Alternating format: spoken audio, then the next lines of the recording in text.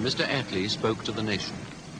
I consider that the time has now come to ask the electorate for a renewal of confidence in the government and to give it adequate parliamentary support in order to deal with the important issues which the country is faced at home and abroad. In accordance with the provisions of the Representation of the People Act, polling day will fall on Thursday, the 25th of October. And this morning, this was the story the nation turned to. The Parliament that had been elected in February 1950 was nearing the end of its life. And wherever people met this morning, on the way to work or at home, October the 25th was the date in the minds of everyone.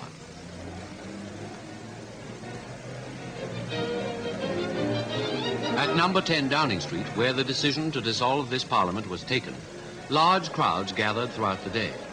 And just before 3 o'clock, they saw the Prime Minister and Mrs. Attlee leave number 10 for a journey to the north. The Prime Minister was travelling by car to Berwick to address the Scottish Labour Party conference.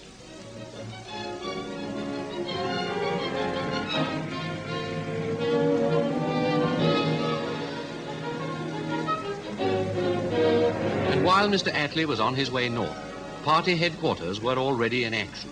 It was February 1950 all over again, with another election on hand after only 18 months. At Transport House, Mr. Morgan Phillips, Secretary of the Labour Party, was an early arrival. And when our cameraman went inside, he was already at his desk in conference with his staff.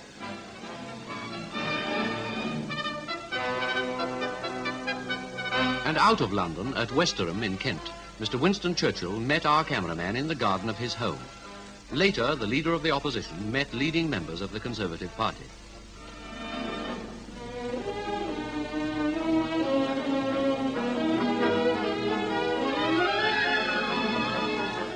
Back in London, at Abbey House in Victoria Street, the Conservative Party machinery was ready for action.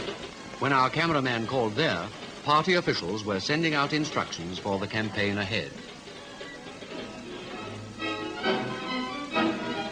And across the road at the Liberal Party headquarters, it was also a day of conferences. Here, the party leaders were holding a special meeting. Present among others were Mr. Clement Davis, the Liberal Party leader. This evening, the chambers and corridors at Westminster are deserted. The historic building awaits the return of its occupants for the last meeting of this Parliament on October the 4th. And nearly 5 weeks later, the new Parliament will be formally opened.